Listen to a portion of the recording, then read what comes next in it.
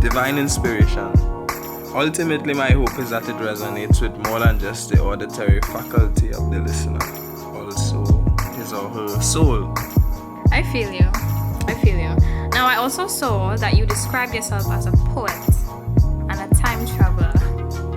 Now, I understand what it means to be a poet, right? But I can't seem to grasp the latter. Time traveler? What does that even mean?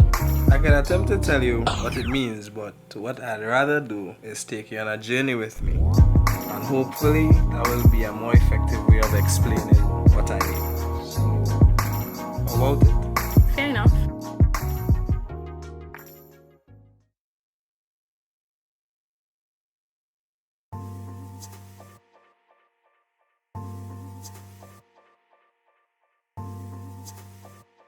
So what you're hearing in the background is just some music by Xavier Edwards. That's our guest today.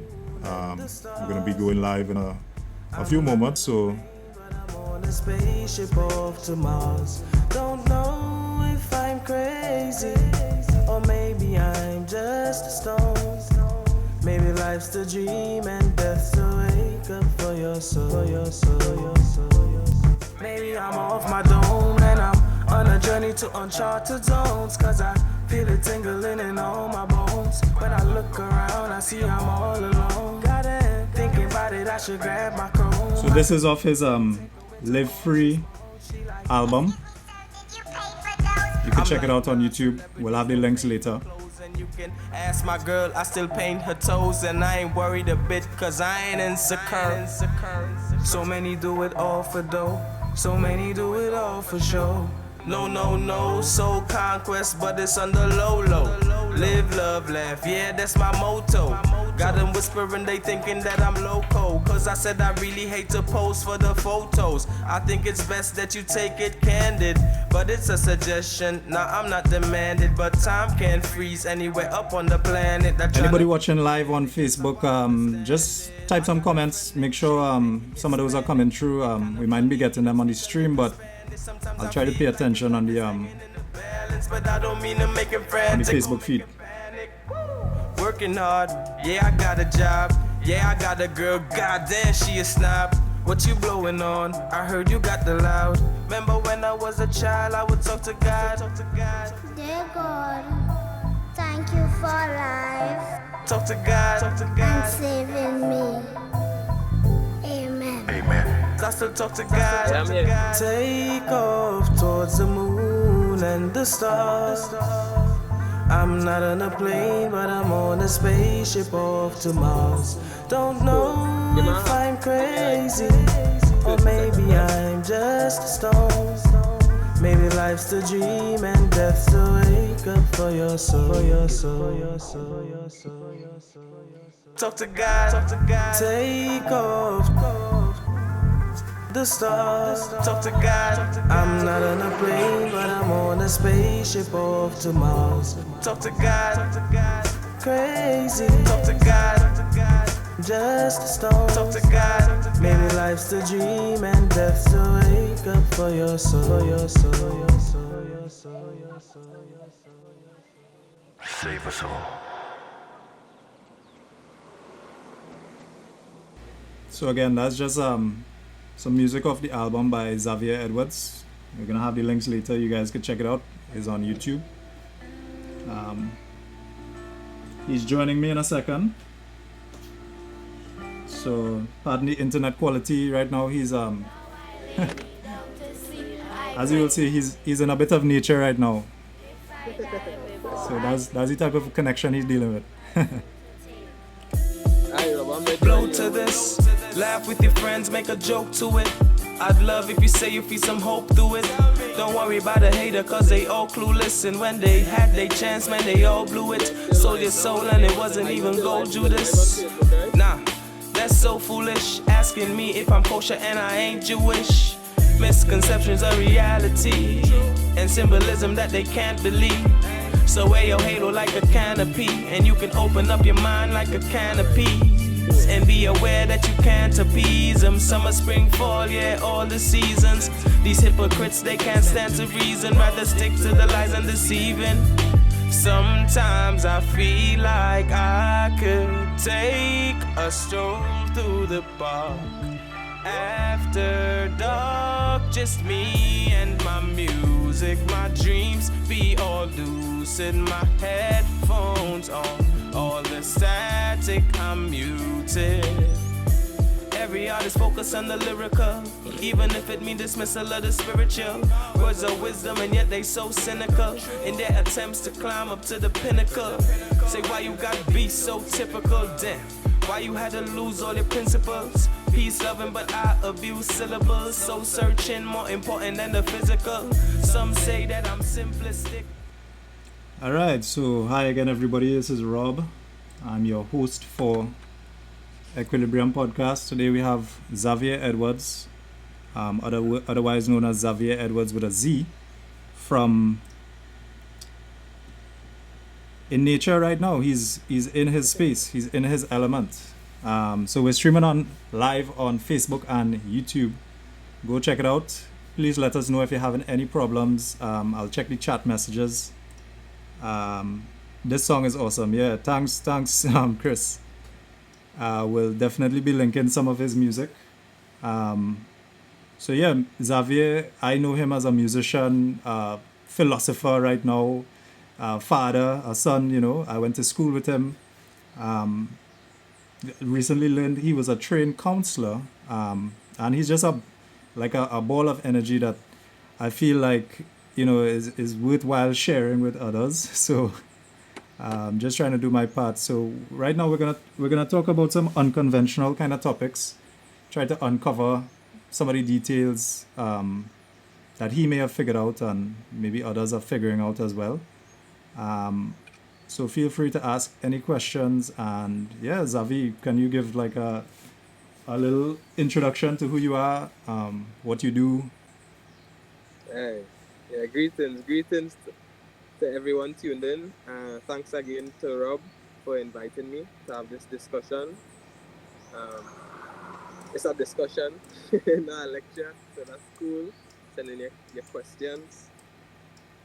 Because it's in the questioning some of the things may come out through our reasoning as well. So, as Rob said, my name is Xavier Edwards. I practice music as my main means of expressing the creativity that flows through me. Primarily, I identify as a spiritual being having a human experience. And then all the other elements that make me what I am. You know, I'm a male, I'm born in Tobago. Tobagonian, right? And this one. I'm a Tobagonian. African roots for sure. Yeah. I practice music really and truly as a means of kind of translating a lot of the, let's call them divine messages that I receive in a way that's easy for someone else to harmonize with. So music is your medium, like how you express, or? Yeah, definitely. Music is my main medium of expressing. But I also went to the University of the West Indies. So I did do my bachelor's degree in public sector management and a minor in social development policy and planning. I also did a certificate in basic counseling. So I don't have any actual hours doing counseling officially. Not officially, but through the music, of course. You know, we all know. Right. So one of the first things like I want to know about you, because I mean we would have met in high school, you know, briefly and kind of exchange a little bit there, but then kind of catch back up later, as you say when you were going to UE, and then you know later on even still, you know, going through those changes now. So could you kind of describe what was your journey growing up like growing up in Tobago and, you know, kind of your different lifestyles now? Well, I grew up originally, I'm from Roxborough, Tobago. I grew up on a hill in Roxborough, Tobago, going in where the Roxborough Secondary High School is in extended family home. You know, I grew up with my granny, my mom, my aunts, my cousins. So it was, I think, a kind of priceless childhood experience that I kind of took for granted while having it, Mm. thinking it was the norm. Um, so that was my origins, and I was the youngest in the home. I was the youngest grand. Okay. So that was a dynamic in which Small man thing. Granny really didn't like me. Yeah, Granny didn't like me plenty. Right, right, right. The golden child kind of thing. Yeah, something like that. And you know, life was really, really awesome. I remember just going outside and being in awe of my ability to experience, you know, nature, to exist, to just be here. I remember being happy to just be here right now. Well, right now back then. Right. Yeah. That you that experience it just kind of was your childhood now. Yeah, yeah. And my my mom was what I would call very overprotective to some degree.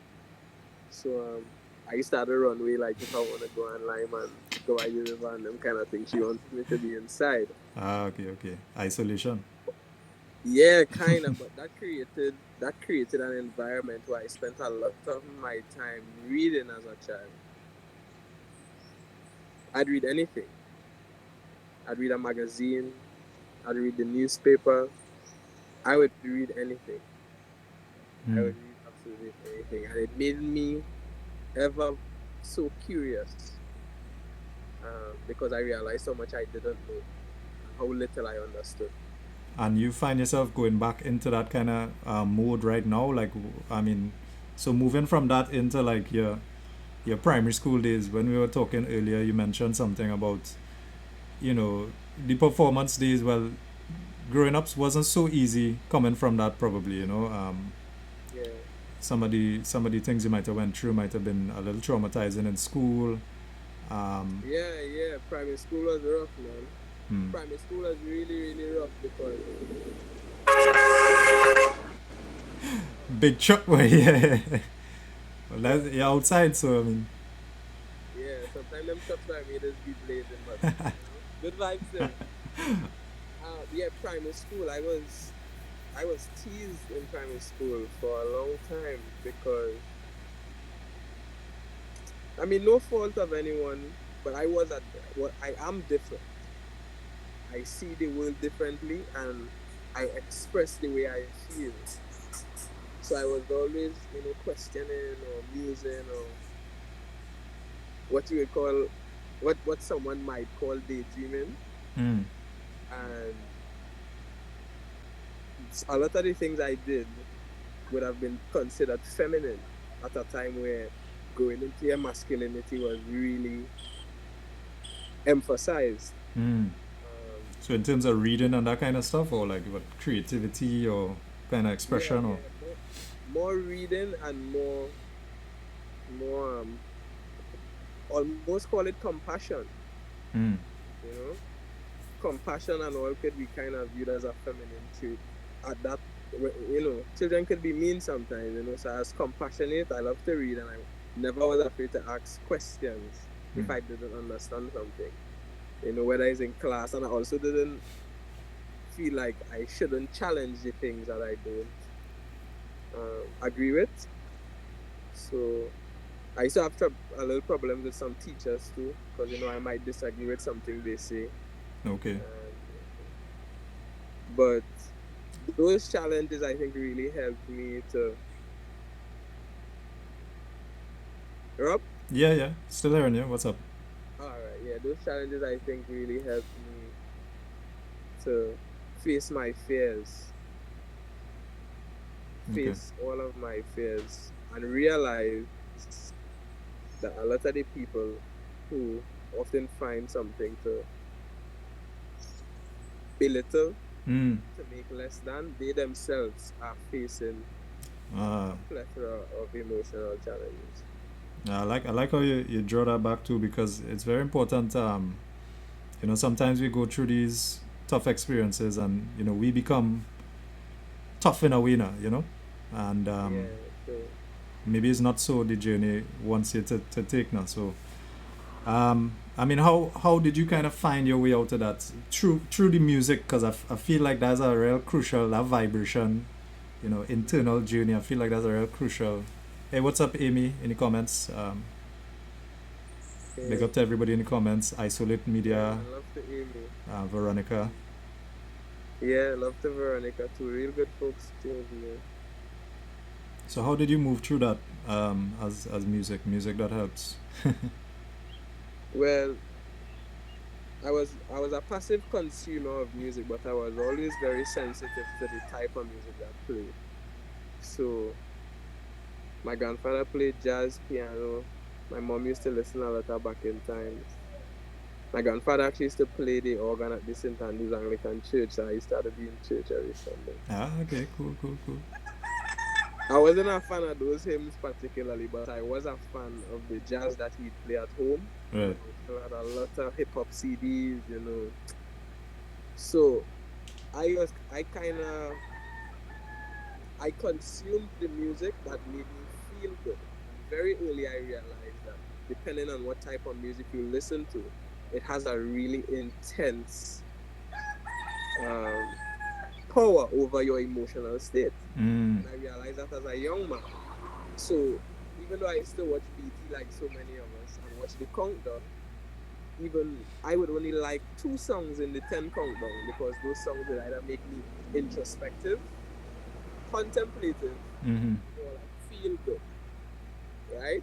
And I'm not against going inward and dealing with your trauma or your pain or your sadness or your hurt, but I did realize that overly violent music would give me a great dissonance. Overly sexualized music, the same. Right. So, but at this point in time, I didn't know that I wanted to actively pursue music.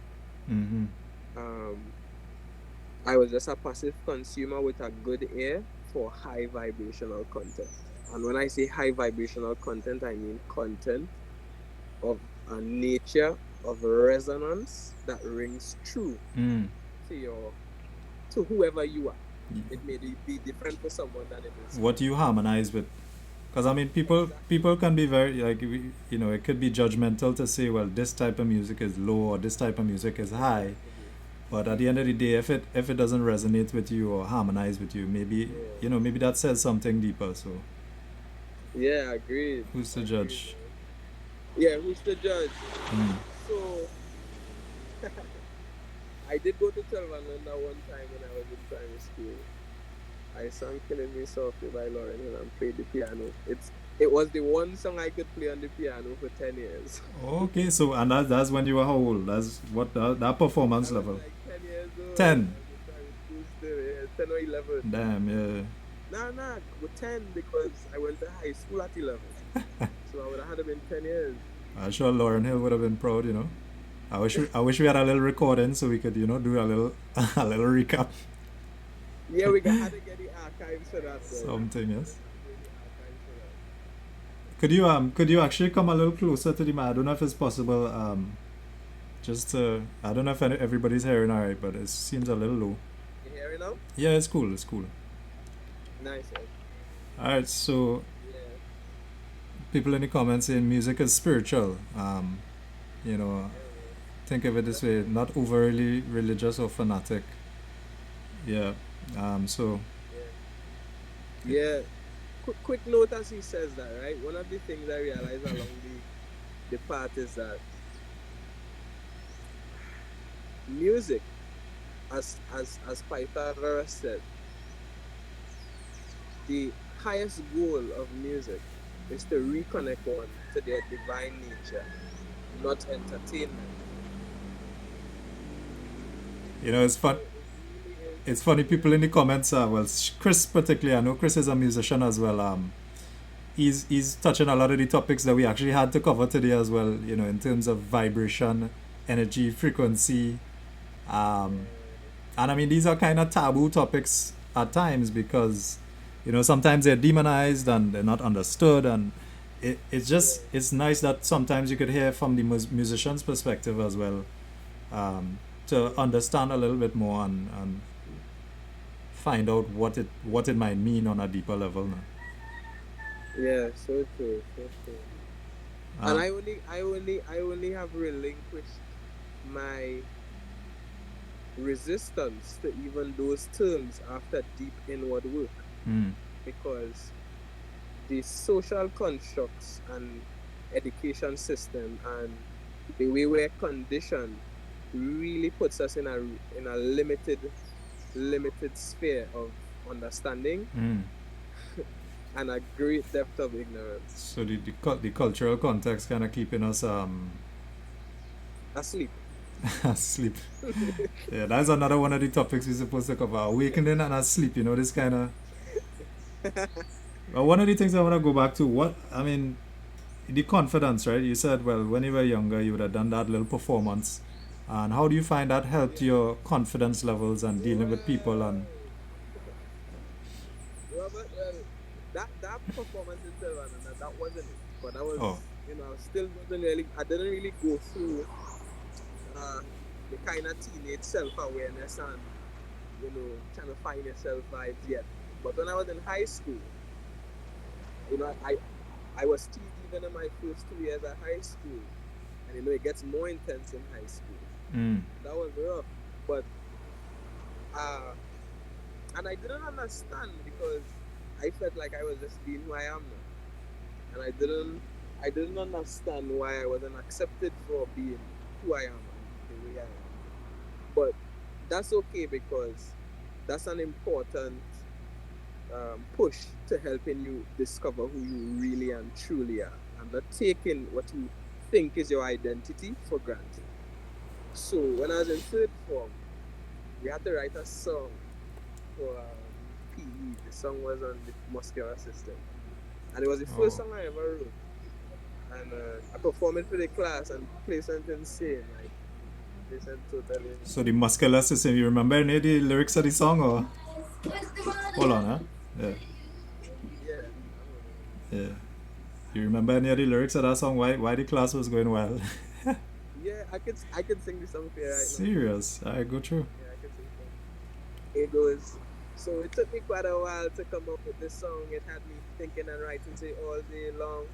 I'm gonna state for you the function of the muscular system. There are so many you just might miss them. It provides you with strength, endurance, and speed. Some of the basic things that we really need. So excuse me, miss. I'm gonna take a break. I beg you to correct me if I made a mistake. Well, I can't remember the next one. You see what I do? Yeah. But always mixing the education and the lyrics, man. That's good. Yeah. That's So when solid. I sang that song, bro, that was, and in a way, I performed this song. The way I felt, not while writing it and then while performing it, was a signpost to me along a signpost to purpose, because the way it felt, you had to learn to. But we all notice our feelings, but we had to learn to really tune in, because we get so many signposts along the way trying to help us figure out who we are and why the hell we are on earth. Why the hell? What am I doing here? Right. What am I doing here? Yeah. So I did that song, and then I performed that song for the whole school, because they had another part of the competition. And in performing it for the whole school, and seeing the reaction of everyone and feeling the way I felt even before anyone reacted, it really helped me to point in the direction of like, yo, music is somewhere intricately designed in my purpose. And I went home and I told my parents, I told my father to be specific, because I was like, I've always very much respected his opinion and his worldview. I think he's a wise and intuitive man, and give thanks for that. But he was like, don't be ridiculous. Well, you told him you're interested in music at that point, or? No, I told him I go. I'm like, Daddy, I need to talk to you, right? And anytime we needed to have a serious discussion.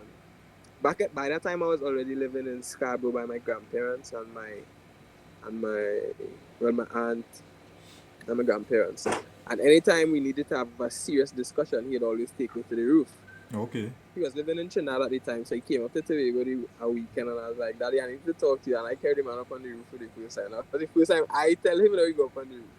But I had Oh, something right. serious now. And I'm like, I decided what I want to do with my life. I say to be ridiculous. He's like, what you want to do? I'm like, I want to be a rapper. Well, that's a challenge. I mean, it's a challenge, so. And he's like, I mean, he didn't put it across so harshly, Mm. but he didn't meet me with the enthusiasm that I guess expected. Mm. And then I totally put down rapping and singing in a serious way Okay. until 4 years ago. And what kind of started that? Like, I mean, what started opening your mind from that? Because you would have been a little bit more focused on other things, I guess, school and. Yeah. For sure.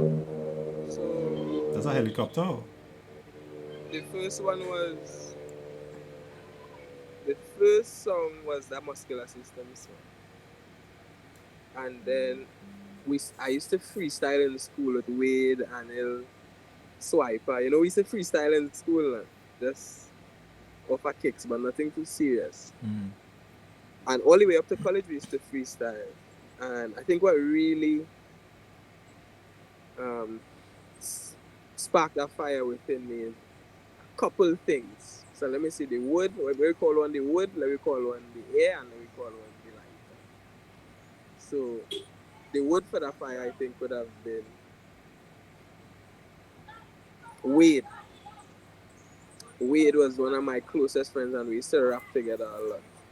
And he used to always encourage me to write down the lyrics, write them down. And I said, like, nah, bro, it wouldn't be organic. Mm. That was just an excuse for laziness as far as I see. Okay.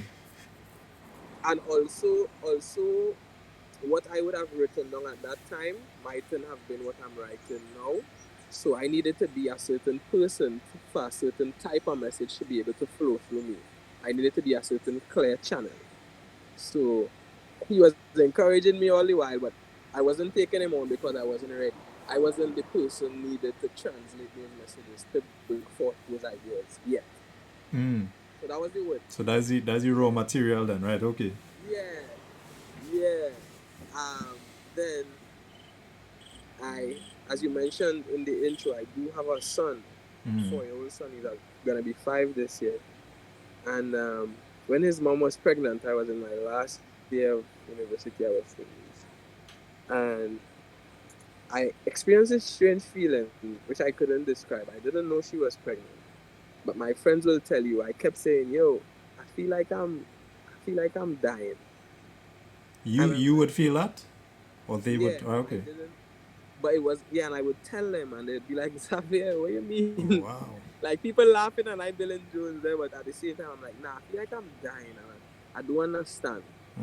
But I'm not afraid, I just feel like I'm dying. No, I didn't understand what was happening to me at the time.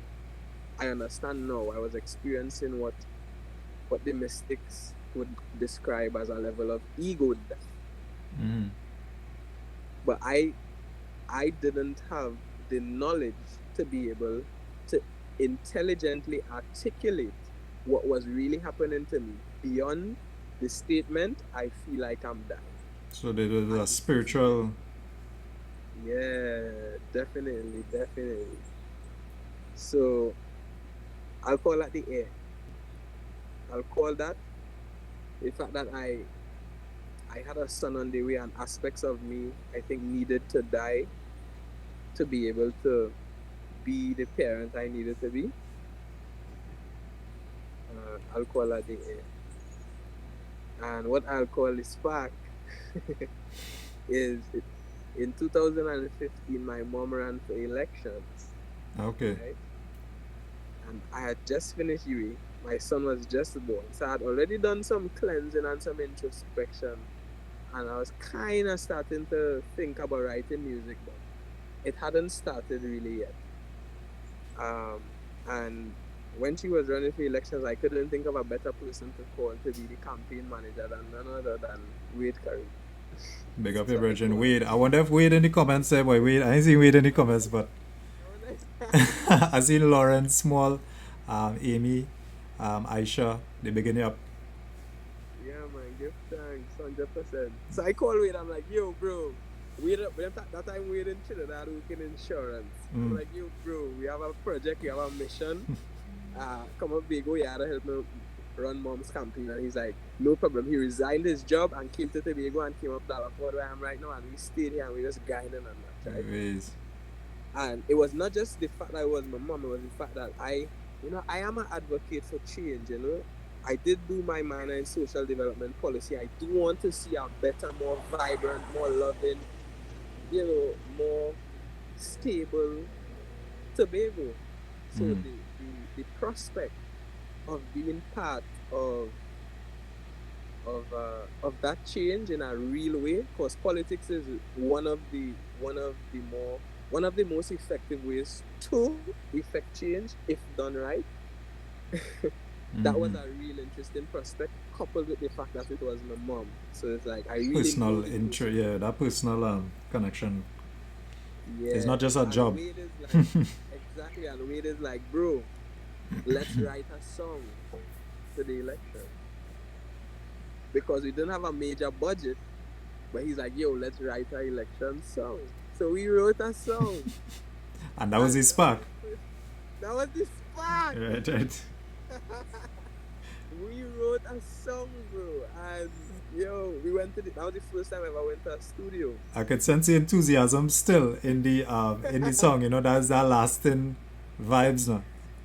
Yeah. I hope you add it to one of the albums, this song, you know, maybe a retrospective. Give the people what they need. Yeah. Can people find it online anyhow? I think it's hidden right now. But Right. We'll send them the link to the YouTube. Right. And I will reveal at some point. Yeah. When we come up, I'll relift it just so they can hear our song. Vibes. So all those elements coming together. I mean, coupled with a billion other variables, but those I think were the core elements that led to me pursuing music, and not only pursuing music, but the type of music, you know, that music for transformation, that music for introspection, that music to make one question, you know, themselves and find themselves and push them towards self-discovery. It's because the things that happened around me made me want to go deeper into myself and understanding what this is all about. So it's almost like a personal journey through the music itself. It's not so much, I mean, as much as you will get like people who can relate to your story, you were going through that personal transformation at the time. And maybe still, you know, maybe still. Definitely. Could we actually, go ahead. That's why it's called the Live Free Project. The Live Free Project. It was a project I was embarking on to live free. Vibes. Well, actually, touching on that now, I want to just jump over, if we could share the Live Free, one of the songs that you have here called Skybound. We have a music video. So it's about 3 minutes. Hope you guys enjoy. We're going to be back in a little while. But yeah, you could just take in some of the music.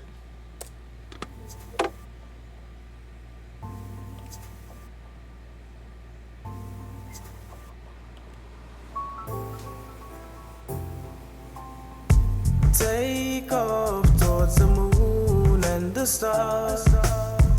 I'm not on a plane, but I'm on a spaceship off to Mars. Don't know if I'm crazy, or maybe I'm just a stone.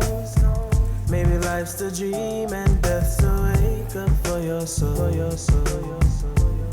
Maybe I'm off my dome and I'm on a journey to uncharted zones, cause I feel it tingling in all my bones. When I look around, I see I'm all alone. Gotta thinking about it, I should grab my comb. I could play a tape, go into cautious mode. She like, excuse me, sir. you pay for those. I'm like, nah, celebrities don't pay for clothes. And you can ask my girl, I still paint her toes. And I ain't worried a bit, cause I ain't insecure. So many do it all for dough. So many do it all for show. No, no, no, soul conquest, but it's on the low, low. Live, love, laugh, yeah, that's my motto. Got them whispering, they thinking that I'm loco. Cause I said I really hate to pose for the photos. I think it's best that you take it candid. But it's a suggestion, nah, I'm not demanding. But time can't freeze anywhere up on the planet. Not tryna be dramatic, just how I understand it. I got a friend named Shay, and he Hispanic. It kinda funny, he don't speak a lick of Spanish. Sometimes I feel like his life is hanging in the balance. But I don't mean to make him frantic or make him panic. Working hard, yeah, I got a job. Yeah, I got a girl, goddamn, she a snob. What you blowing on? I heard you got the loud. Remember when I was a child, I would talk to God. Dear God, thank you for life Talk to God. and saving me. Amen. I still talk to God. Take off towards the moon and the stars. I'm not on a plane, but I'm on a spaceship off to Mars. Don't know if I'm crazy, or maybe I'm just a stone. Maybe life's the dream and death's the wake up for your soul. Talk to God. Take off the stars. Talk to God. I'm not on a plane, but I'm on a spaceship off to Mars. Talk to God. Crazy. Talk to God. Just a stone. Talk to God. Maybe life's the dream and death's the wake up for your soul. Yes. So we have some beautiful visuals going on there from Isolate Media. Miguel Lashley, Xavier Edwards, check them out. Directed all local guys from Tobago. So that's really one of the projects that I know you're working on for quite a bit. So tell me a little bit about that. You're talking about, are we getting some loud love in the comments here? Antonio, Amy, my girlfriend Anelia, big up the music. Sean, yeah. Love, very love. Yeah, Sean. Me and Sean actually working on a live version for that song. Well, that's what he's saying. Yeah, good vibes. Sean excited too. Yeah, the musical journey for me, Rob, and the music in and of itself is less of my doing and more of surrendering. So even in terms of that project is 2.5 years old. The visuals for Skybound just came out, Right. and that's because I'm not doing music as this kind of thing. I'm doing as a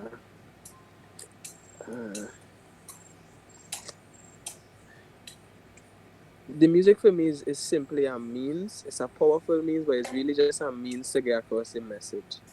And until I could get it across, or I prefer to put it across the way I genuinely feel, it needs to be translated. So that sometimes means that the people around, the people who doing the visual, the person they're singing with, Right. these elements need to come together because it's deeply spiritual for me. And until they do, I rather not release a song. It's a trusting process, and I understand what you're saying in that. I mean, sometimes you don't want to rush things to happen, or surrender, letting go, trusting a greater. I see my mom's in the comments. Surrender. Yeah. So that song, right? The visuals for that song, Robert, came to me in a dream. Right.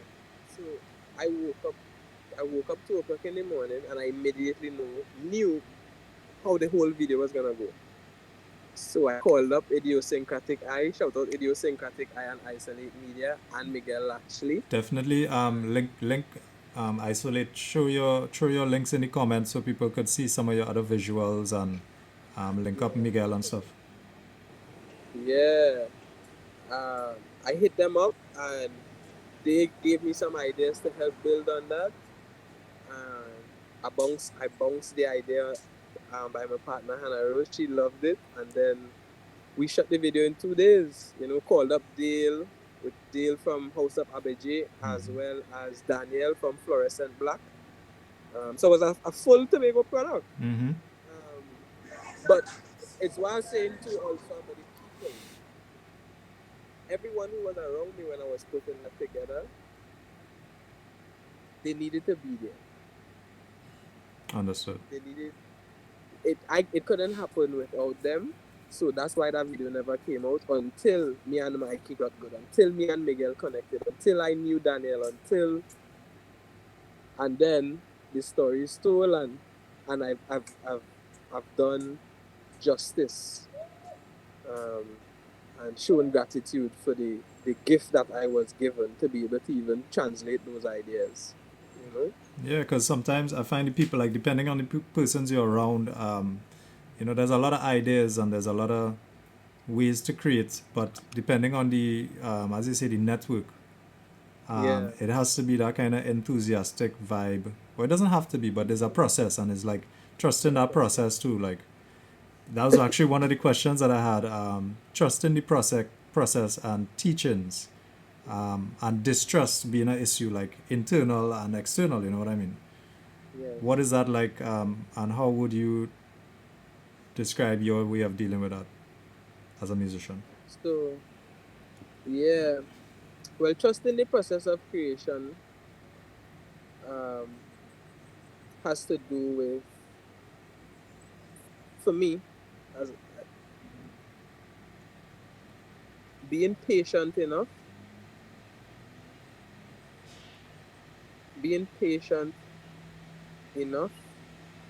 to wait for the ideas that need to be shared to come, and not getting so consumed in my own, not being too consumed in my own desire or drive to make music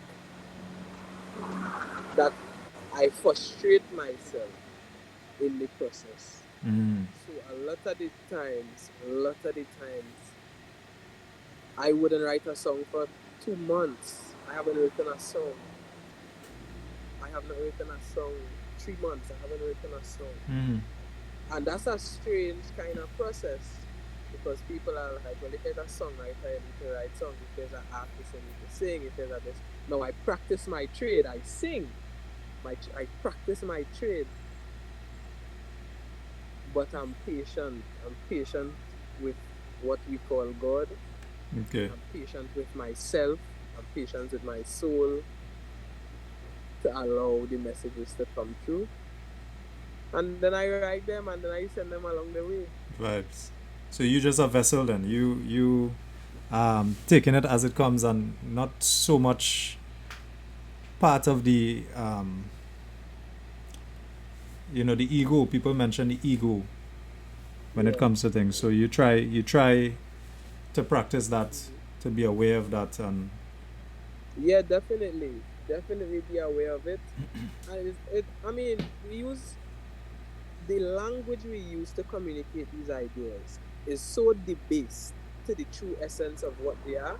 So we would say ego death, and death has this grim feeling, and ego is part of your actual identity. So why would you want to kill yourself? And there's a lot of confusion in the language. So it's more about the vibration and the feeling and the essence of the ideas that are those high vibrational ideas that are attempting to present themselves to you using a language you would understand.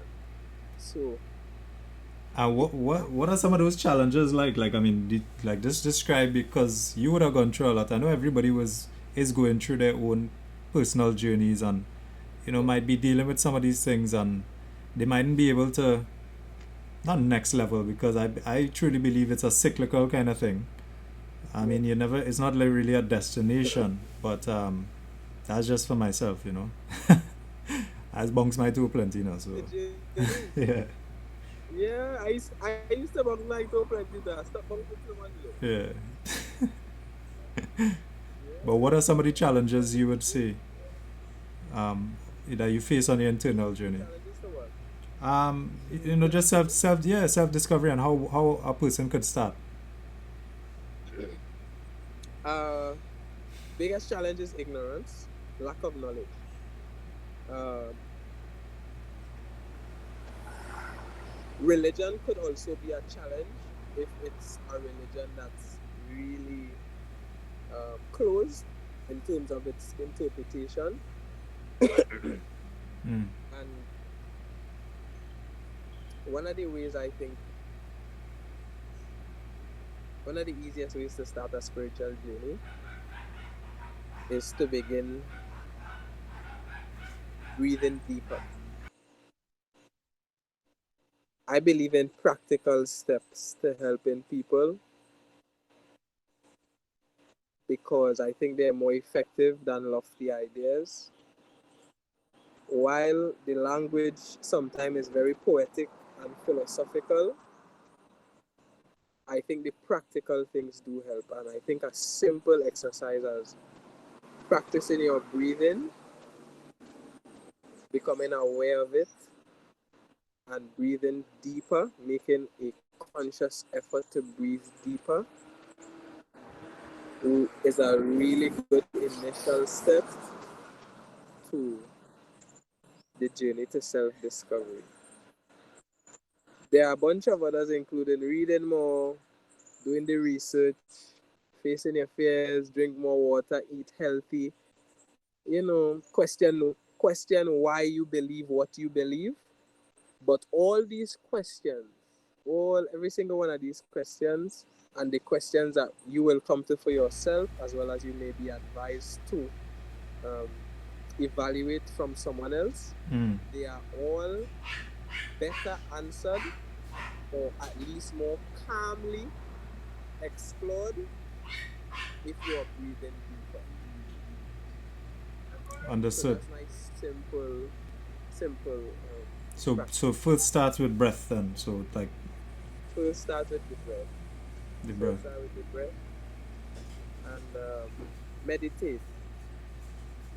Meditation is significantly important. Closing these two eyes that are so focused on the external manifestations Mm-hmm.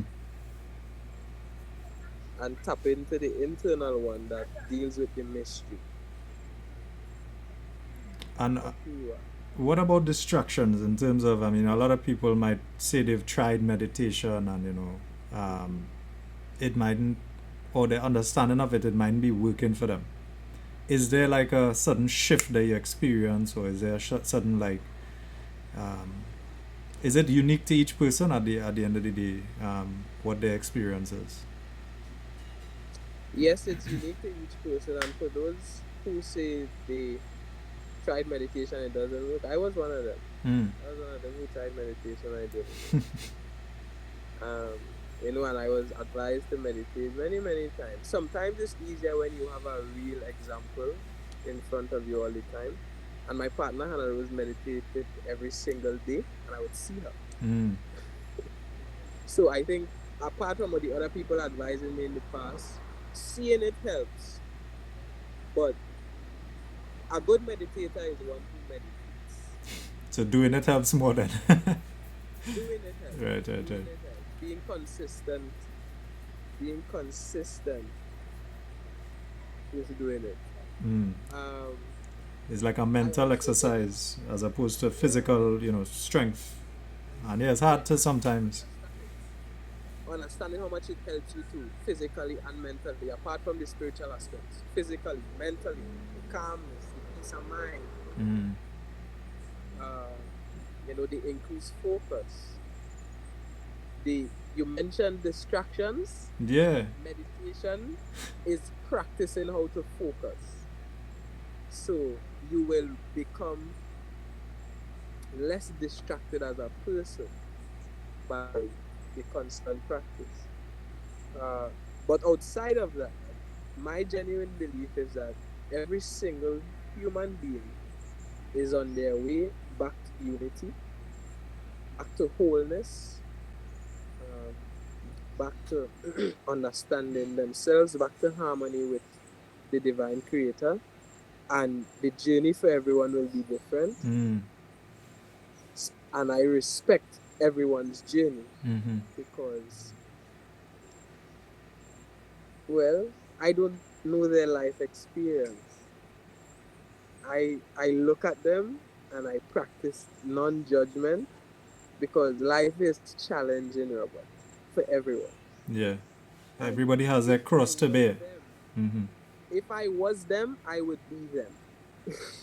If I was like, I would literally be exactly like they were if I was that person. Well, that is one of the points I try to pay attention to in variety. If you look at nature, or colors, or people, we don't judge trees for being different shape, but you might have the same tree, the same species of tree or whatever, and it might have a different expression. So that ties back into the vibrational core of it. You're saying music in the beginning is to return to the source. Return it to your divine nature. So you kind of. The frequency of it. Mm, High vibrating. High vibrating. But humans want to be entertained. We like entertainment. mm-hmm. So it's also entertaining. But there's a deeper aspect there. There's a really, really, But really spiritual aspect behind it.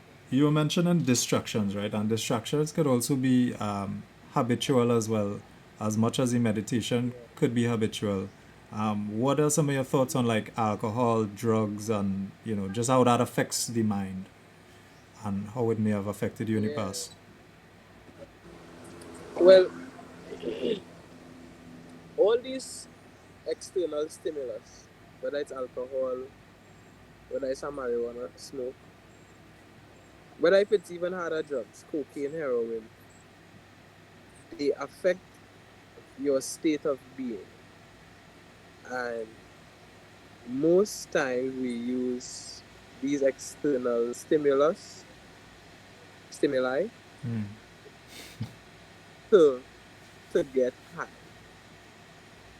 to experience whether elevated a state or let's just call it a different state of A being. different state, right? They are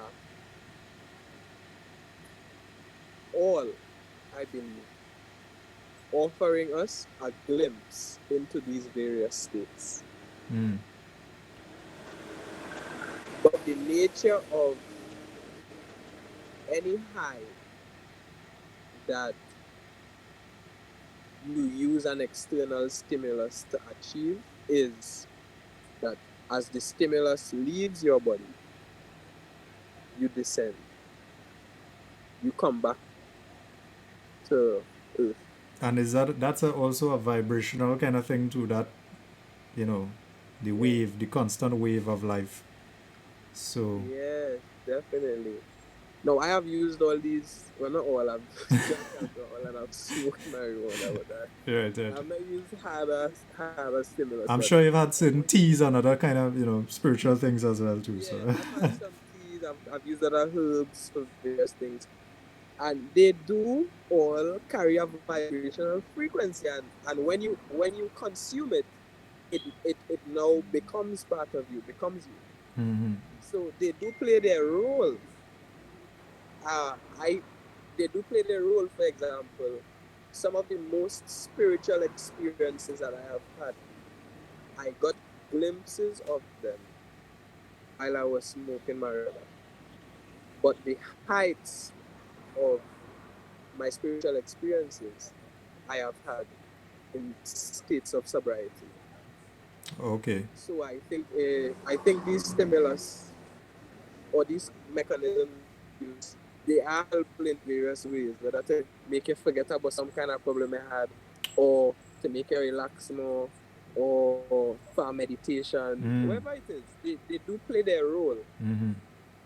but there is a ceiling, I believe, with them. And you say in your sobriety you would have experienced more of the real, instead of running from a problem, maybe you may have just looked at it, maybe made friends with it. I don't know what you do with it, but at the end of the day, you deal with it on a deeper, right?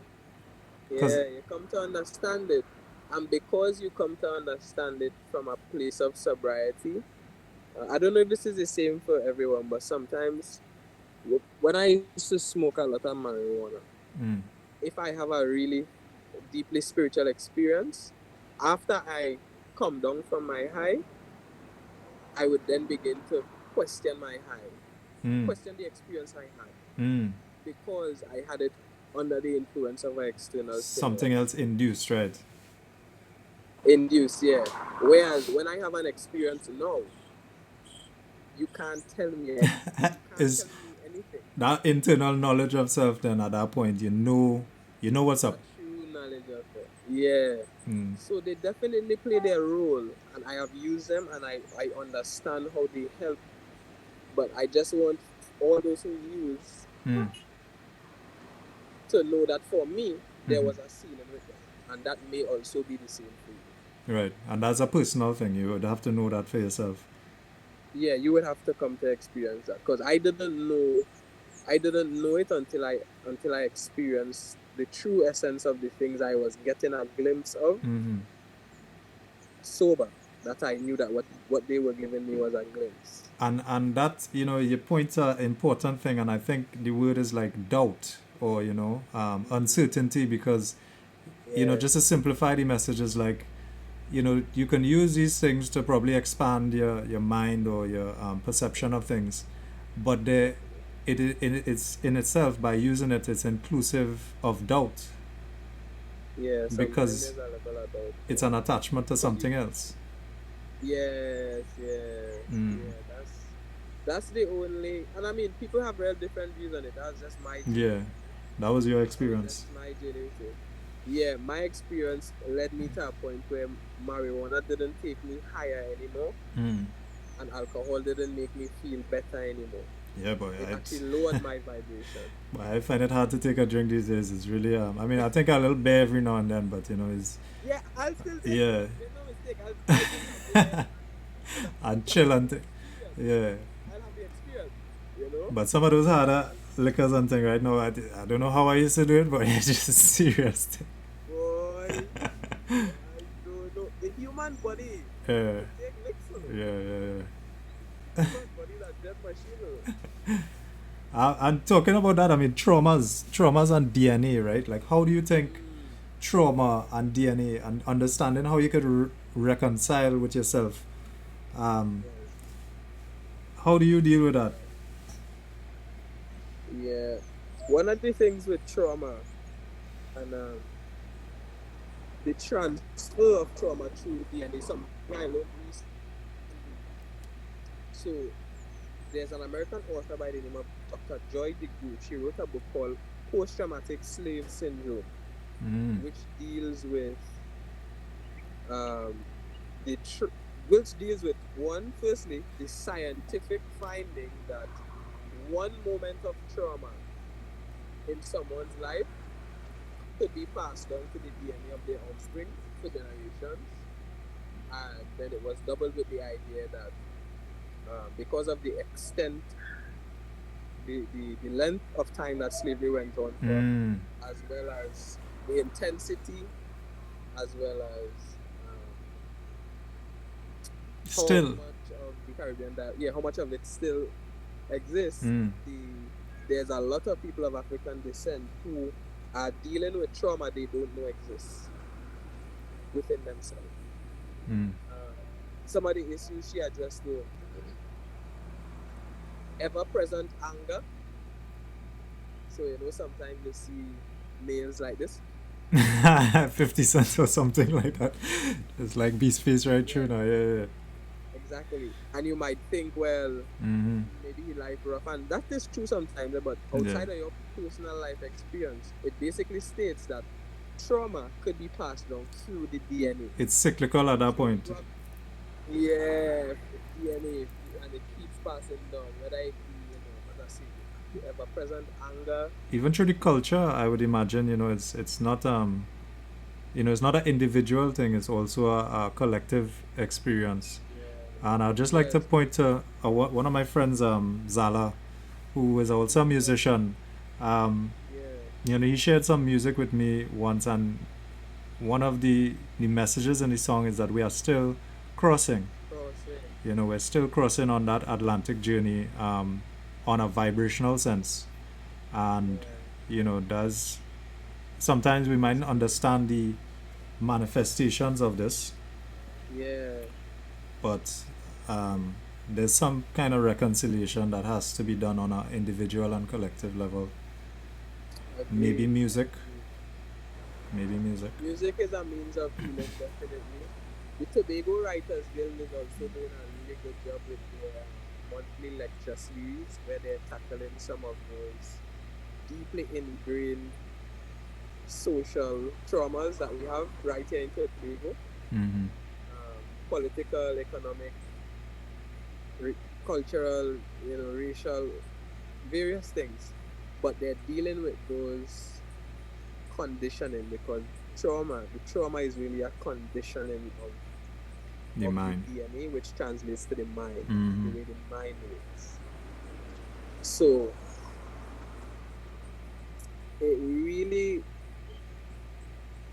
involves a deep level of introspection to understand these traumas, and then, as you said, to reconcile with them And maybe not, on an maybe not. individual and collective level. Yeah, because it's a cycle. It would start with awareness, I would imagine. At that point, if you're Yes. unaware, then you're just part of the cycle. Or if you're aware, but even if you're aware, sometimes at that point, even if you're aware, it's hard to still know. Okay, I know this thing. Now what? Now what? Now Yeah. what? So true. How do we deal with that? Um, Yeah. Somebody is saying in the comments, epigenetic trauma. I think that's the name of the book. Yes, Yeah, that is the term. Lawrence Small. Big up Lawrence. Yeah, that's the term. Share the knowledge and Yeah. I mean, it all ties in with the foundations of vibration and energy and. Yes. You see that, Robert? That is one of the biggest.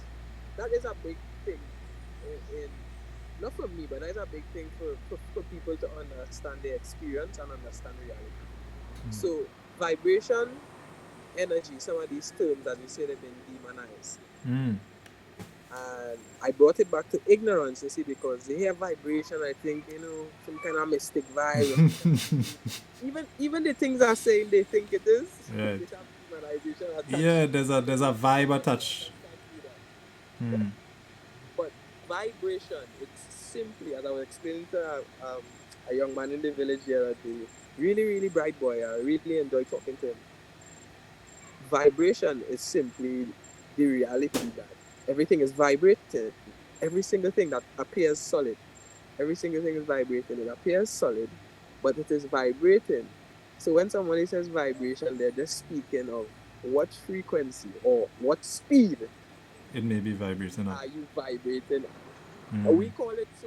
We have no problem with the word vibes. Mm. Right? Culturally, context, yeah. It's just, but as I say, it's ignorance. We don't understand it. It might be the same thing we're saying, but just at different vibes. Just a different vibes. Right. Somebody might say spirit, and next man Ah. might say energy. Right? Somebody might say soul, and next man might say consciousness. Mm. Somebody might say mind, and next person gonna say ego. Somebody gonna say higher self, and next man gonna say wait, It's just describing that human experience that we all. just describing that human experience we all going through. Yeah. Just describing that human experience we all going through. I think it's important to touch on. You said you grew up with elders, right? Like you grew up with your grandparents or grandmother. Yeah, I grew up with my grandparents from both sides at different times. And I mean, time is a thing. Like when you're talking vibration too, like time is a time is a dimension to that. Yes, yes. So sometimes, we find these generation gaps or generation, there's a disconnect. What is the importance of that in understanding oneself too? Because,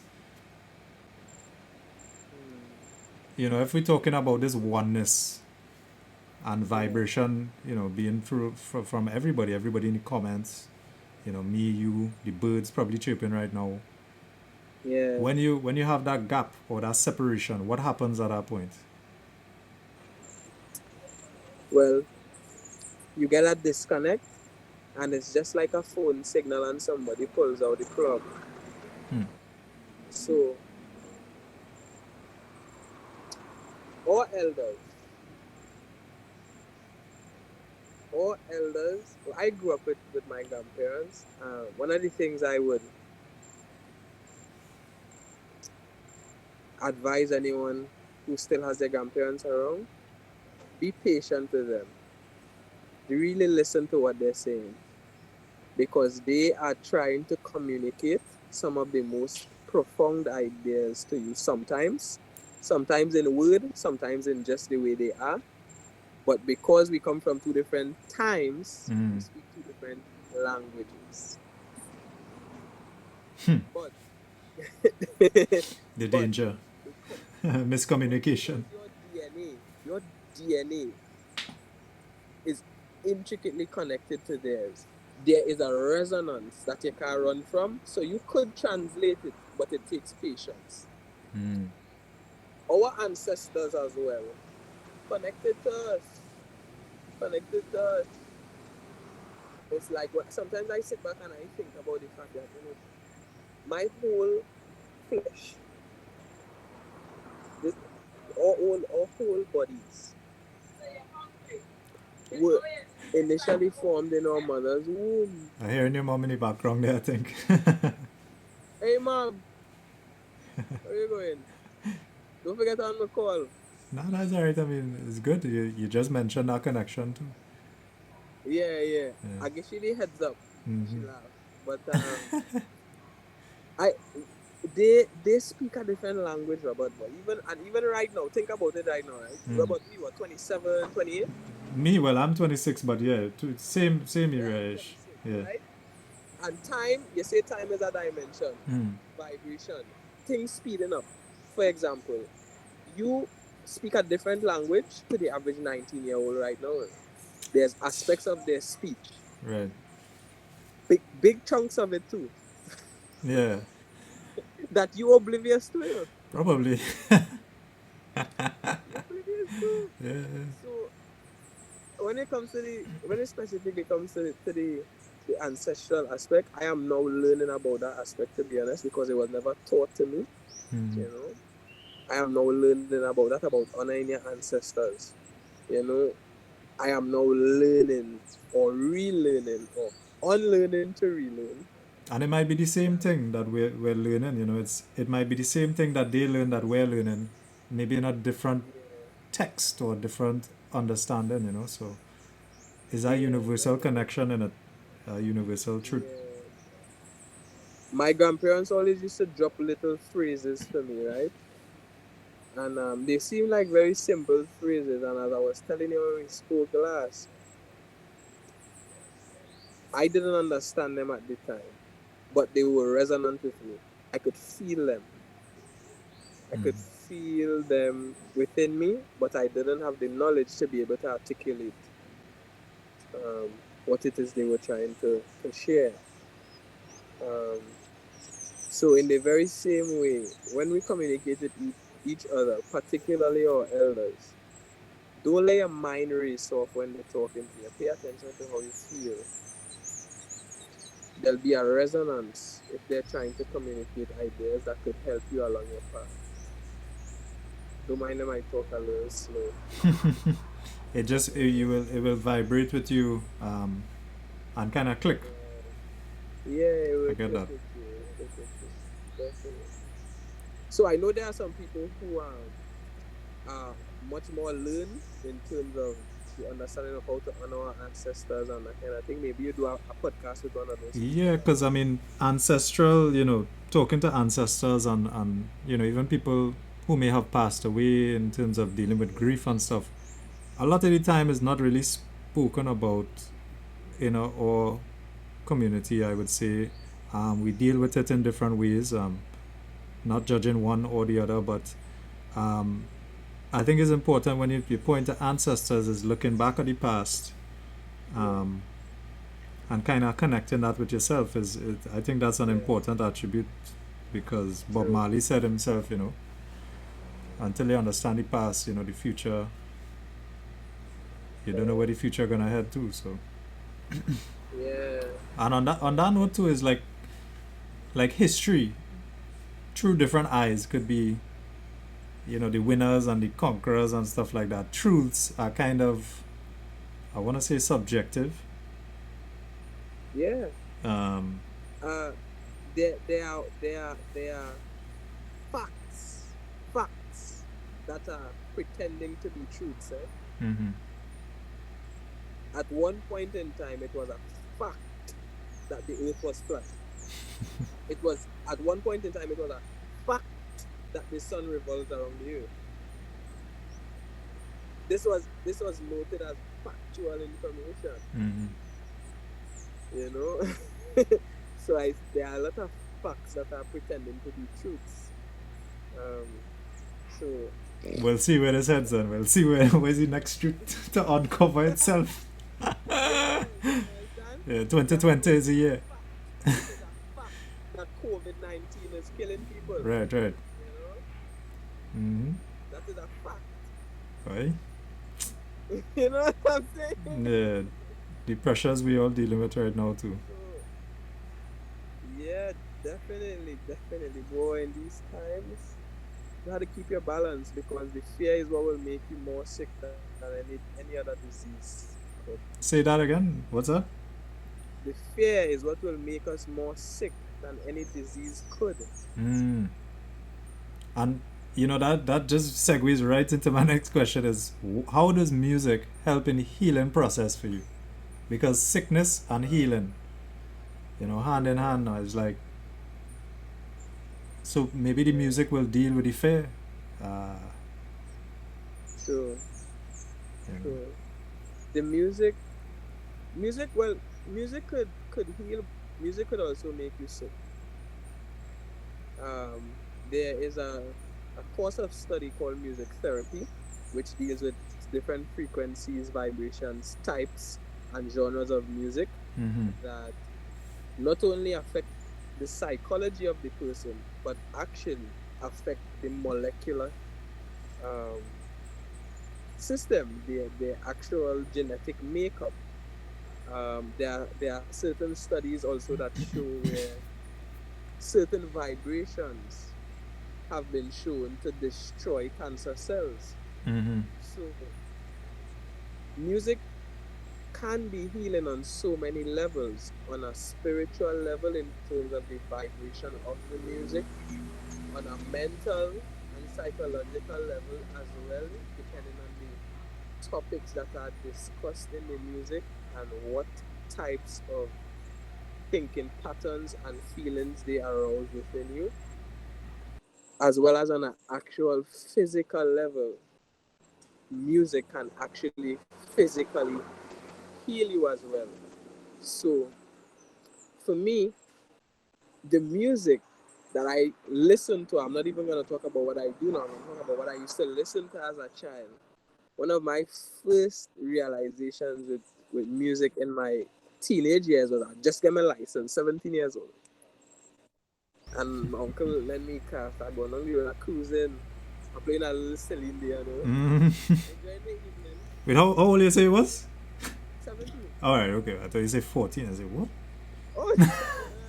I'm cruising down the road, I was a little Celine Dion playing on that Sunday, boy, and I liking the vibe, the breeze blowing, that Tobago sun hitting the nice, Mm-hmm. I enjoying it, and I know got my license, so I'm feeling like a real chipset. Mm-hmm. And before you knew it, I realized that I was now slightly less relaxed, more anxious, and speeding. So, remember you mentioned about how important the awareness is before we can make the changes. So, what helped me in that moment was I became aware of the fact that I was now acting out and feeling differently than I was moments before, but I didn't understand why. So I did contemplating that Xavier, why you speeding? Why you feeling less calm? Why you more anxious? Then I realized what was playing on the radio had changed. What was in your tune? You remember it or? If I'm not mistaken, it was there was running a clash section between Cartel and Movado. You remember they used to clash each other? Right. So is that kind of Yeah, right? that kind of energy was being emitted by the music, right? Interesting. And I, unaware, because I'm just cruising now, What that brought out in you? I started speeding Huh. and I was anxious and I was no longer calm. I know because the first what I noticed first was not facing the mirror. I became more kind of serious and kind of angry. Yeah. So it brought out that. It brought yeah. Yeah. Yeah, A lot of people like to feel that too as well. At times probably could be adrenaline.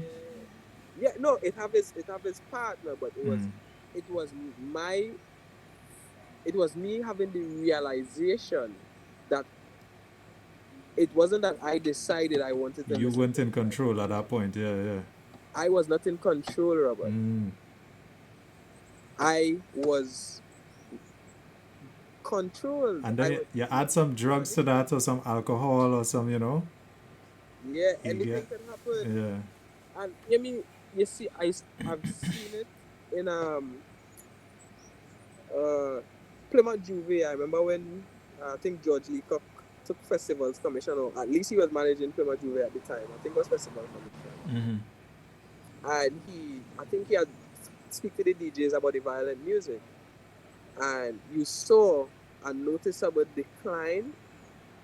The police reports would show it actually. I think it was something like a 35% decline or something like that in little scraps and violent outbreaks Like during bottling and commission. this kind of thing, yeah. Yeah, Why? yeah. He didn't allow them to play violent music. Oh, okay. Wow. So, And you might have spoke about if you add some alcohol to that.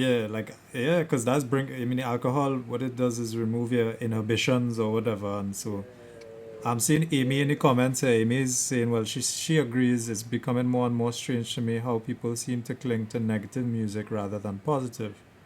And that's interesting, we like to set up the two, negative and positive, which is important. But what's your take?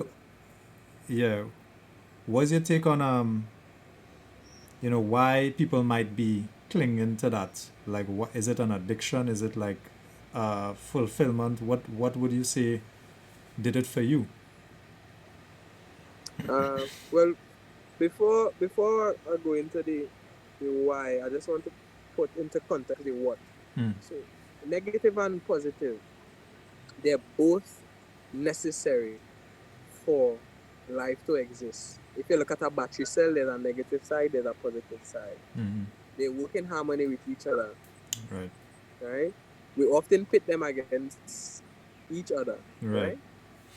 And that now, which is the micro level, I'm talking about little energy atoms here, that translates in the macro level now where we pit people against each other. Black against white, Indian against Negro, this against that. We call one Polarization. negative. Yeah, polarization. Yeah. Male is positive, female is negative. Well, So we to all understand know the context. we all know Facebook and thing. Big up Facebook and all, but they use their algorithms. In a very polarizing kind of biased way to create that engagement because, Exactly. and they know that. That's the statistics on it too. So Yeah, so it might be the fault of the person then at that point.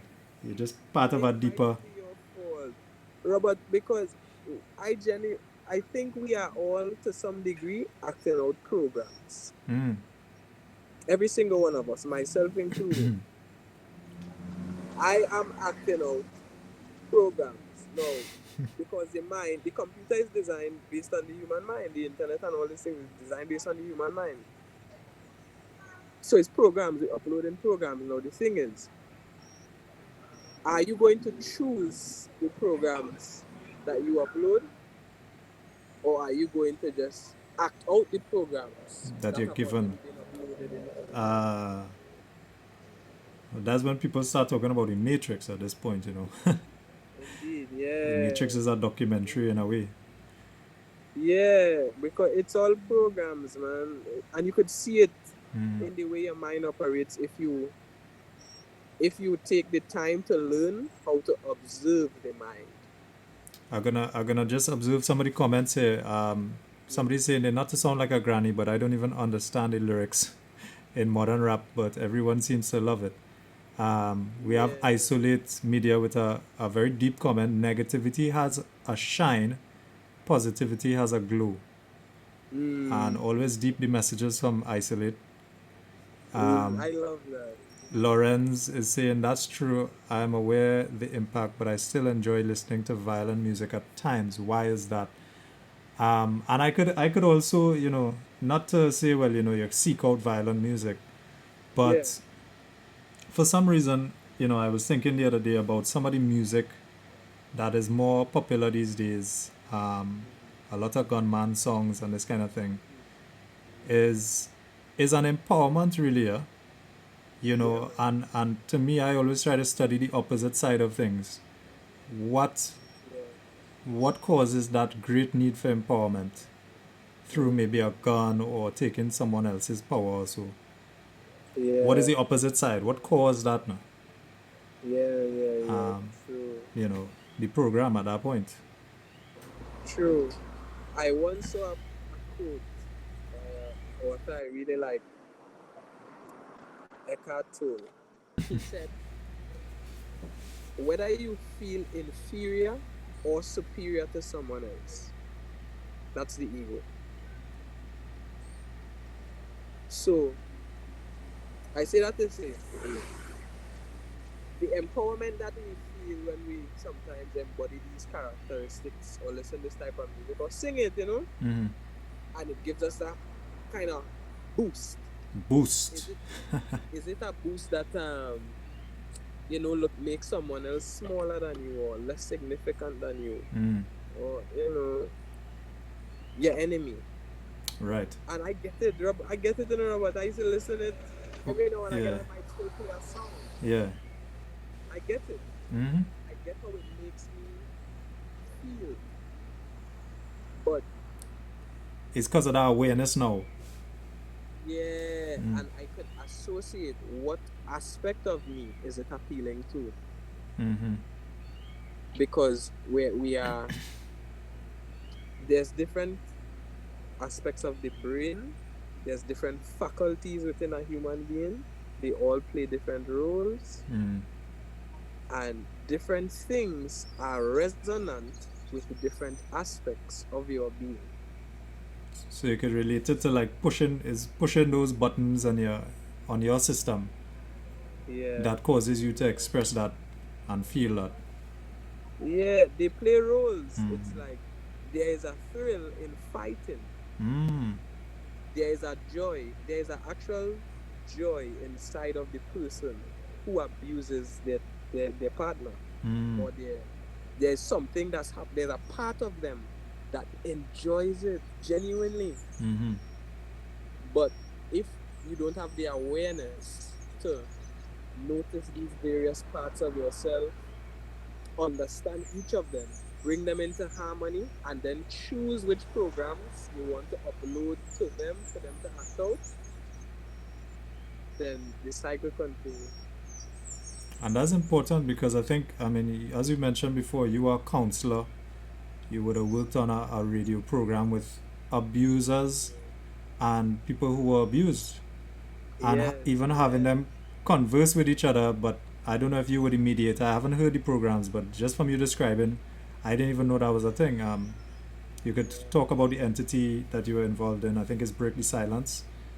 Yes, that was a radio program I used to do when I was at Ministry of National Security.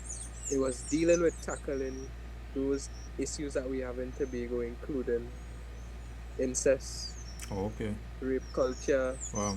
drug abuse, domestic abuse that we don't talk about because it's so taboo. Mm. Especially in such a small island, it's even more taboo than general because our island is so small. Right. We delved into those topics, not only looking at the angles of who you would describe as the victim, Mm. but we'd also have a discussion with who you might consider a perpetrator.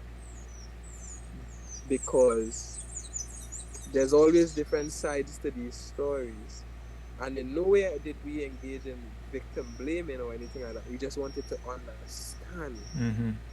to get the perspective, why and how did you feel and how did it make you feel. And it was so liberating for me to mediate it, much less for sometimes someone who we would call the victim, Yeah.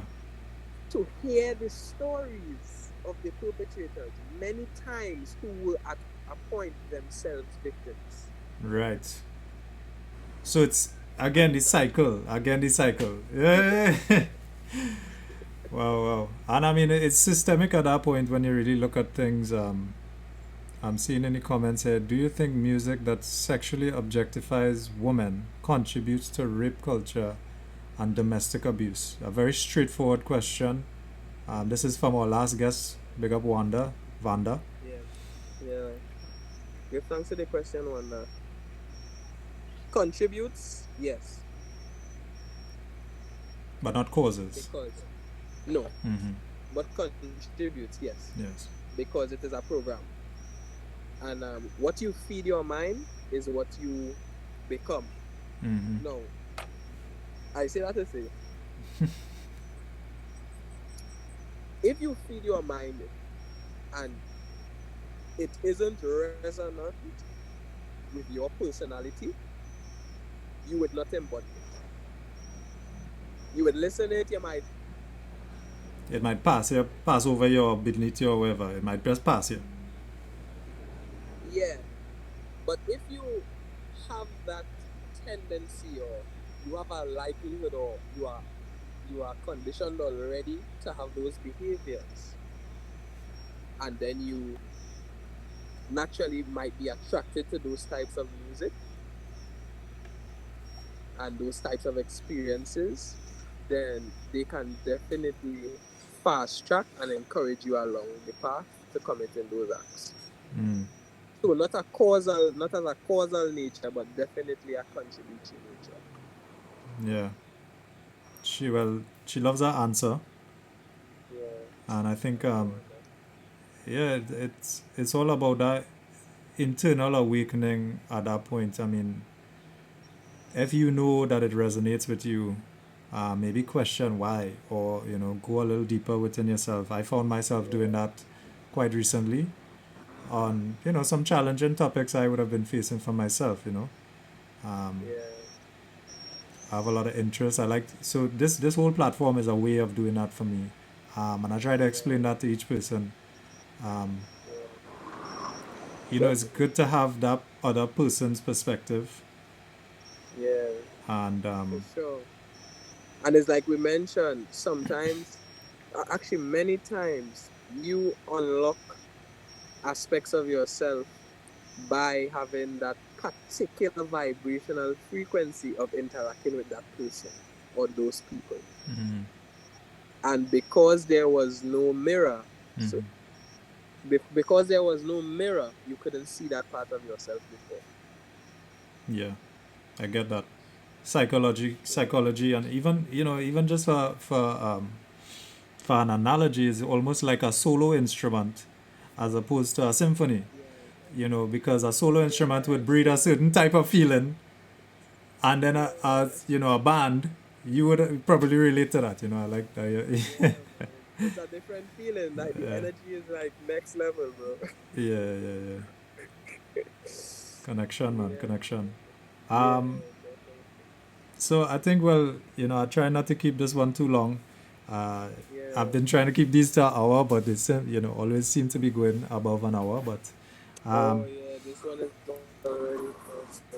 what would you say gives you fulfillment as a person? Just in closing, like, or like empowerment. How can you attain empowerment without some of the negative attributes attached to certain ways of doing it, you know? Yeah. Well,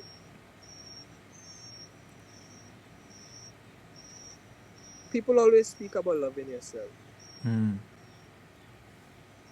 Before we even get to that, people always speak about love. The world needs more love. Let me go down that way. The world needs more love. The world isn't lacking in love. Love is the fabric of our very existence. What is lacking is an understanding of love and what it really is. We speak about loving ourselves. We don't need more self-love. We need to understand what or who the self is. When it comes to empowerment, empowerment comes to understanding who that self is and then loving it. And there's layers to that. So there's your physical self. I'm male, brown skin, freeform dreads, big teeth, big nose, pretty face. Oh, beautiful, right? That is a level of self. Affirm the love that you have for that self, that physical self. Understand it. Appreciate it. Have gratitude for it. That is empowerment. That's a level of empowerment. Loving your physical self. You have a mind. You have a mind. It allows you to contemplate, to experience life, to think about what you think about it, understand how it works. You understand how that works by being able to observe your thoughts. Now, this is all bringing me back to self, to empowerment and understanding self. The mind is part of the self as well. We dealt with the physical self, we're dealing with the mind now. Be able to observe those thoughts, because you are not the thoughts. You are the observer of the thoughts. So the attachment to the thought.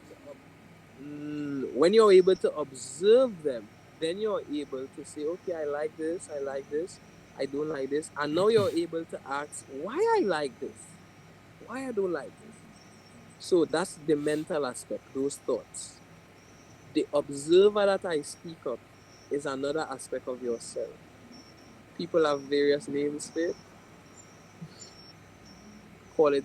Call it what they want: the soul, the spirit, the being, the essence, the energy form, the light. That aspect is also the self. That aspect is connected intricately to every other individual soul, individual person, every other element on this planet. Give yourself time to understand that. So, that is the true source of your power. People use the word God, some call it other things, but God is, as they describe it, omnipotent, omnipresent, omnipowerful, all powerful. That is your God self. That beingness, that stillness, that observer of your experience. That is the true source of your power, but that is the deepest level. So, when it comes to empowerment, there are angles we could take to become more self-assured, to become more grateful, to feel more peace and joy and self-worth. Physical, your physical body, your mental state, and the observer of who you are.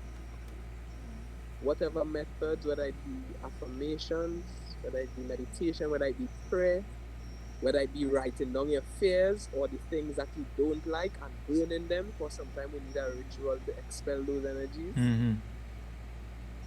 Sometimes you need to do something physically to show yourself that.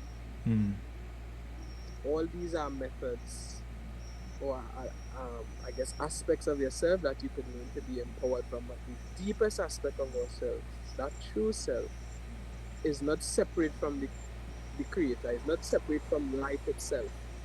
And that is the aspect that connects all of us. That interconnectedness seems to be the underlying. Separate mind and our separate body. Mm-hmm. So that's the real, to me, that's the deepest level of empowerment. Empowerment, where you don't see yourself as separate from others, or Right. even this planet, or even this universe. You see yourself as a part of it, intricately connected to it, as you say. Vibes. Well, with that, I would definitely say I agree with what a lot of what you just said. The whole interconnected nature of things. I'm glad. Well, we are seeing the sundown going down in the back there, so we know time is passing. Yeah, man. But I appreciate you sharing your internal journey with everybody here. We had about 17 people today viewing. Thank you. Thanks everybody in the comments for keeping up and tuning into this live discussion with Xavier and I. Thanks, Xavier. Cause Thanks so much for inviting me, Rob. yeah, no probs. Anybody else who is interested in getting in touch with me, just to chat. Hopefully some of these days maybe I'll do like a call-in segment with people, or like a Zoom where it could be just more than one person at a time or so. Again, to explore that interconnected nature of reality in this kind of disconnected isolation time. Yeah. But Namaste, Amy. I just saw Amy message there. Give thanks for tuning in. yes, man. Namaste. Thanks to everyone else and thanks to Robert. Keep doing what you're doing, Robert. We need it. Namaste meaning, I think what does namaste mean again? Is that the God in me respecting the God in you or something like that? Or is that Yeah, the divine in me sees the divine in you. blessings? So yeah, feel free to message me on my social media platforms. In closing, I just want to stress again how much I appreciate everybody who tuned in for this entire period. And yeah, definitely like and share it out after. Feel free to ask any questions in the comments after as well, and connect with Xavi. I think in closing, I'm just gonna maybe we could run that song again. Oh yeah, that'd be nice. Because I feel like some way it just connects, Yeah. So we're gonna big it up here. And yeah, anything else you wanna say? Or It's deeper than the words, and we've already said so much. If nothing else stays with you, just remember, breathe deeper and vibrate higher. Peace and love. vibes. Vibration! Yeah, man, Rob. Take off towards the moon and the stars. I'm not on a plane, but I'm on a spaceship off to Mars. Don't know if I'm crazy, or maybe I'm just a stone. Maybe life's the dream and death's the wake up for your soul. Maybe I'm off my dome and I'm on a journey to uncharted zones, cause I feel it tingling in all my bones. When I look around, I see I'm all alone. Thinking about it, I should grab my chrome. I could play a tape, go into cautious mode. She like, Excuse me, sir, did you pay for those? I'm like, nah, celebrities don't pay for clothes. And you can ask my girl, I still paint her toes. And I ain't worried a bit, cause I ain't insecure. So many do it all for dough, so many do it all for show. No, soul conquest, but it's on the low. Live, love, laugh, yeah, that's my motto. Got them whispering, they thinking that I'm loco. Cause I said I really hate to pose for the photos. I think it's best that you take it candid, but it's a suggestion, nah, I'm not demanded. But time can't freeze anywhere up on the planet. Not tryna be dramatic, just how I understand it. I got a friend named Shay, and he Hispanic. It kinda funny, he don't speak a lick of Spanish. Sometimes I feel like his life is hanging in the balance, but I don't mean to make him frantic or make him panic. Working hard, yeah, I got a job. Yeah, I got a girl, goddamn, she a snob. What you blowing on? I heard you got the loud. Remember when I was a child, I would talk to God.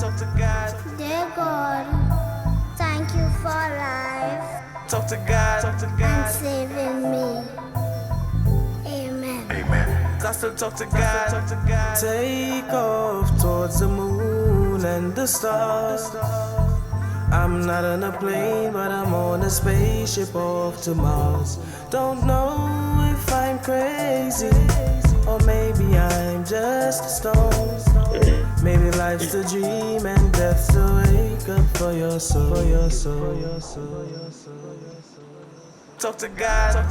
Take off the stars. Talk to God. I'm not on a plane, but I'm on a spaceship off to Mars. Talk to God.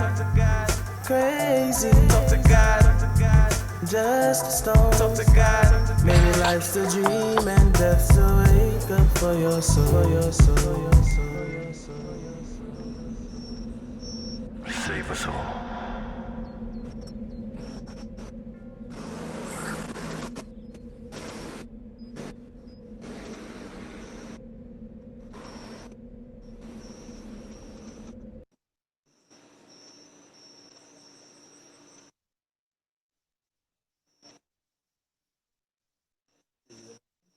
Yeah.